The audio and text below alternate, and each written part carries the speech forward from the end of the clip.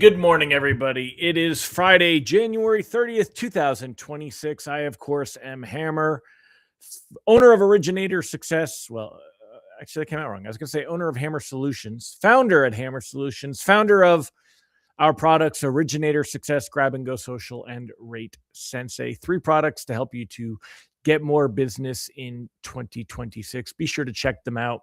Check out their websites, all that good stuff. So anyway, join me live each and every weekday morning, 9:30 a.m. Eastern time. If you're here this morning, say good morning. If you're watching on the replay, do me a favor, give me a hashtag replay in the comments. Let me know that you were here. If you would like a reminder that I'm going live, we do send out a text alert each day with the links, so don't miss a live show. Sign up for the reminders at hmmr.io/reminder or use the cool QR code over here. Also, if you'd like our daily lock advice emails, sent that one out already this morning. www.ratelockadvice.com is where you sign up for those. They come from hammer@ratesensei.com. And you can also sign up for our text alerts. They're the only paid thing that I've talked about so far, and they're www.ratetextalerts.com. $7 a month, protecting your pipeline, keeping you posted. Go check those out. They're always a great thing for sure. So if you're here this morning, say good morning. Welcome to all the live folks. We got Zane on with his mom, Amy Blauser. Good morning. Mike Morano. Good morning, sir. Nicole Semerad. Sean Segaloff and Vicky McSweeney, Tammy Metzger, Thomas Wolf. Great to see all of you here, my friends. James Mahan. Good morning. Michael Scott Love.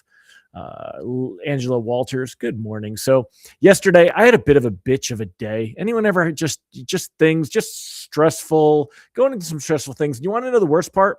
It's stressful with all of what Chris Rock would call white people problems. It's the funny joke thing. Really their first world problems is my issue. My wife got a brand new truck. I had it delivered on Wednesday. She got a brand new Tacoma, and she went to drive it the first time yesterday, and it appears that a stick got caught in the wheel just the right way as she's leaving the neighborhood and punctures the sidewall of the tire, instant flat. So first time my wife's driving the truck, she's down the driveway and all of a sudden has a flat tire, and I'm going to be off this morning. I took it off the truck and I will take it to the tire shop and they will put a brand new tire on the wheel and I'll put it back on. So big deal. Not really. It'll cost a few $100s to get it fixed, but that was one thing. I'm going to Mexico over the weekend. I haven't really talked about it, but I got a founders board meeting there. We're going to Punta Mita, beautiful resort, 4 seasons. Not to be bougie, but it's pricey, and no refunds, no changes to the reservation. Yesterday, I start getting alerts that from Delta that the winter storm that's coming in is going to affect Atlanta Airport, and my flight could be affected, which, hopefully it doesn't get canceled because I'll be stuck in Atlanta. I will have an expensive hotel room in Mexico that they will not give me a credit on, and I will have to figure out how to get there. Maybe the next day, not sitting in the nice cushy seats that I paid for. So again, these are very, very lucky problems to have. I know that, but it still sucks. You work hard, you're trying to enjoy those things. So anyway, thanks for letting me vent. I had some other things go wrong yesterday. I won't pile it on. I won't keep, but it was, anyone just had a shitty day. And again, I'm very lucky to have these problems. There are so many people that would trade places with me to have these problems. I know that, but it doesn't always make it better when you say it. So anyway, thanks for listening, y'all. I appreciate you. Tammy said she flew through Atlanta on Delta on Monday. It was fine. Yeah, but that was after the bad weather last storm. We're going to get a storm. It's supposed to have 6 inches of snow here at my house starting tonight into tomorrow. I'm driving to Atlanta tonight so that we can stay there and catch the flight in the morning. Hopefully as a morning flight, hopefully it only gets delayed and not canceled if they do have any issues. So Angela said it always hits at the same time. Well, that's it. Normally I roll with the punches, but it's like just, and money's going out, going out. These are things that, that you save up for. So anyway, I appreciate y'all listening. Let me jump in and tell you what's going on with rates and pricing. All right, Hammer, shut up. Stop whining. Yeah, cry, baby. All right, so here we go. In the world today, we've got some pretty funny news. Let's start with the technicals real quick, and we'll give you those. Taking a look here, mortgage bonds currently down about 4 basis points on the day. Not really that bad. You can see here we had a bit of a movement.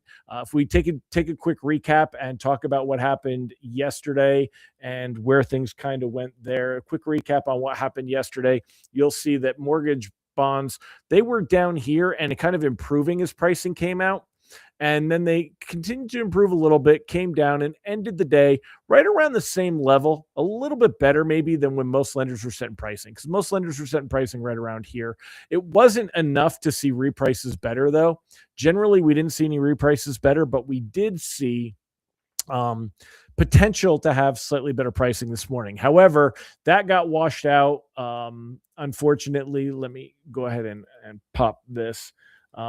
Rate sheets today probably going to be just like yesterday, about the same, maybe a little bit worse. As we take a look here, look at this big drop right here after markets opened. I'm going to blame that on the on Trump naming Kevin Warsh as the Federal Reserve. What do you think about that? Is Siegel on yet? Good morning, Alan Christian. If I had your money, I would tithe all mine. Yeah. Well, believe me, it's not 2022 for me either, my friend. So, but you know, I make a good living. I'm not going to complain. So anyway, Trump picks reinvented Warsh to lead the Federal Reserve. This was the big news today. I would say that there was some reaction to it. Bonds had a little bit of a reaction to that here early. Right here, this little tiny blip right here, that was due to the producer price index. Producer prices, wholesale inflation, the PPI came in higher than expected. Wholesale prices rose by more than forecast in December, suggesting companies are increasingly passing on tariff costs. Told you that would happen, at the risk of keeping inflationary pressures elevated. Markets really weren't worried about this, though. Again, we saw a little bit of a movement here. Let me pull this over so I can be on the screen and show you at the same time. Come on. All right. So we saw a little bit of a movement right here, but then it blipped and it covered right back up. And take a look now. It's obviously we can see that we have totally recovered from that little blip. So and you know, mortgage-backed securities really not down that much, just some early kind of trading chatter. When we take a look at rate sheets have been over and over and over. They've been pretty consistent. Let me just close this out of the way so we get that. There we go. So bear with me a second. Let me pull this a little bit smaller. All right. So taking a look here, you know, I mean, we've really seen rate sheets. We're back to a very, very boring, consistent rate sheet. I mean, you're talking 6, 17, 15, 16, 19, even 20. I mean, like really not much movement, just some small day-to-day movement. That's what we're going to see today. We'll see rate sheets very much along the same lines, being down 5 basis points, but after picking up basically 5 basis points yesterday from when pricing came out. So it's kind of a wash. You know, yesterday pricing came out right about here. Look, we're just below that. I mean, we're just below that. So you're not going to see too much of a difference in rate sheets today. It is Friday, but my advice will be the same that it has been. I would lock anything that's closing in the next 15 days. So you'll hear more headlines about the Warsh thing. Let me just turn that off. We'll hear more headlines. Kevin Warsh, according to the editorial board at the Wall Street Journal, they say that he was the right choice, knows where the central bank has gone wrong and how to fix it. I'd love to know who's writing that. I haven't had a chance to really dig deep into the article, but we'll see. We'll see. This could be a signal. Now, again, this is not a slam dunk. Tom Tillis from North Carolina here has already said that he's on the Senate Banking Committee. He's not going to confirm any of Trump's nominations for the Fed until they deal with the Department of Justice investigation. I think that's going to go away very quickly now. It was an attempt to influence Powell, and it backfired, and a lot of people came up against the administration for even bringing the suit and the subpoenas and all the things. So I think that goes away. I think the Senate will confirm Warsh. I don't think there's different choices on how he's going to run things, but the biggest concern, he's going to get grilled at when the time comes about can he act independently, and and I'm sure he's going to toe that line. Um, but Trump does feel that he gives him, the best opportunity to have some influence at the Fed and to continue to lower rates. And Warsh already had talked about why he would have lowered rates, and he's kind of a contrarian to the current Fed, which I think Trump views that as the best opportunity to put somebody in that won't just turn around and change their stance on everything. So we'll see. What do you mean by transitory, Randy? Are you talking about the producer price index and that inflation? I mean, transitory is such a funny term on that. Once the price jumps go on, they stay. The inflation part is transitory, but the higher prices will be there. I mean, the prices that we're paying for things that are higher, we're not going to see them go back down. You generally don't. So those prices will stay, but it's not consistently increasing prices and inflation. As far as some Fed, let's look at the Fed futures, and then I'll wrap up for today. Taking a look here, the thing that really kind of caught my eye was if we go to expectations for a March meeting, it's about a 15% expectation that we could see a rate cut at that March meeting. When we get to April, let's refresh that. I never saw that before. There was a problem loading this content or two. Oh, looks like their page is, they're definitely having issues. Let's see. FOMC FedWatch tool. CME FedWatch tool. Let's try to load a new. Ooh, look at that. Oh, boy. Look at them Chinese characters. They're getting hacked. They are getting hacked. That's what that tells me right there. Contagion Regressive Para Nuevo. Yeah, I think they're being hacked. That is what that looks like. Yep. That's hopefully CME Group is a big deal. Hopefully that is not something that will last. So anyway, what I did see is that there was really no expectation. There's just the instructions, it's not the actual. Yeah, no, it's FUBAR. All right. So anyway, there was the idea that they were going to see a cut in March, not existent. A cut in April, not existent. The cut in June, the June one, increased a bit after the announcement that Trump was going to select Warsh as his nominee. So Randy said his son engineers and builds factories. One of his biggest things lately is redoing packaging to smaller sizes to keep prices down, but less product. Yeah, exactly. Instead of a pound of bacon, you get 12 ounces. Instead of a gallon of ice cream or a half a gallon of ice cream, you get below that. And the prices look the same. The packaging looks very similar, but there's less of the stuff in it. So I agree. Doug said, this is the guy that thought rates were too low until November of 2024. Now, conveniently, he says they're too high. But remember, Trump only hires the best. Yeah, no, I know. There's a lot of articles here about how he was playing the long game and, the different things. And there's an idea of what his nomination means and what it will do for the Fed.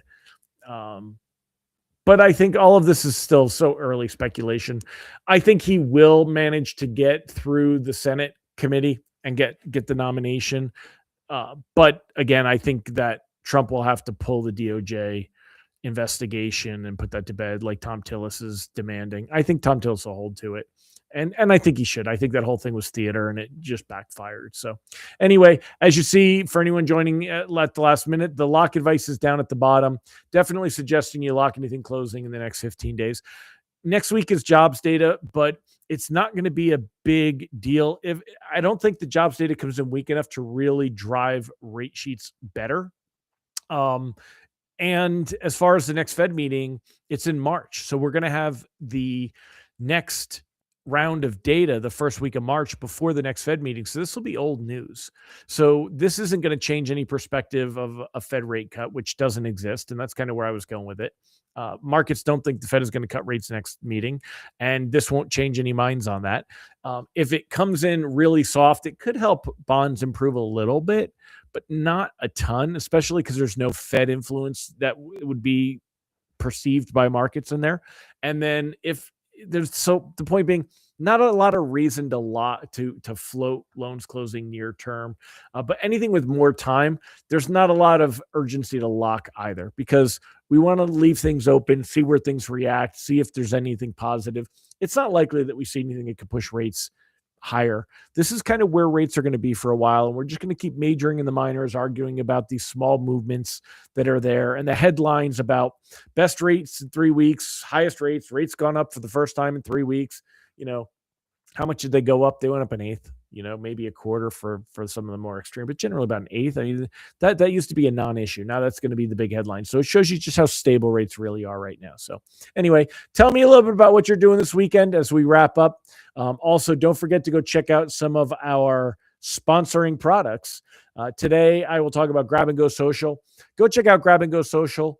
It is a platform that we give you content to post, coaching on how to post, and community of other people posting. So it is the 3 C's: content, coaching, and community. $7 to get started for the first month. Go check it out. It's got a whole content calendar if you're curious on what you should be posting, what will get attention. We've got proven stuff. It's customizable. You can either grab and go post, super easy, takes a minute. You can take it and customize it if you'd like. We've also got more complex stuff in there and strategy guides and things like that. Go check it out, grabandgosocial.com. Use this cool QR code over here, or go to grabandgosocial.com. So anyway, that is the little promo for today. I'll be coming to you Monday from Mexico, hopefully, if the weather and life cooperates, and hopefully things go smoothly. Again, I've got first world problems, but it would be nice if things go smoothly. I'm not going to lie. I would love it. So anyway, thank you, my friends. So glad to have you here. Appreciate you being here. And tell me what you're doing this weekend. Let me know in the comments. I am driving to Atlanta tonight, hopefully flying out in the morning around 9:30, 10 o'clock, and hopefully an uneventful flight to get out and get to Mexico and enjoy my weekend. So Randy said 6 inches of ice, hopefully gone today, and you'll leave home for the first time to go see your grandson. Good for you, man. Good for you. Thank you, Nicole Semerad. I will have a blast. And thank you. I will get there eventually and somehow. And even if I have to spend 4 hours in the back of the plane or take a non-direct flight or some other poor problem that this bougie guy has to deal with, I totally get how I sound right now. I get it. I know, but I have a good life.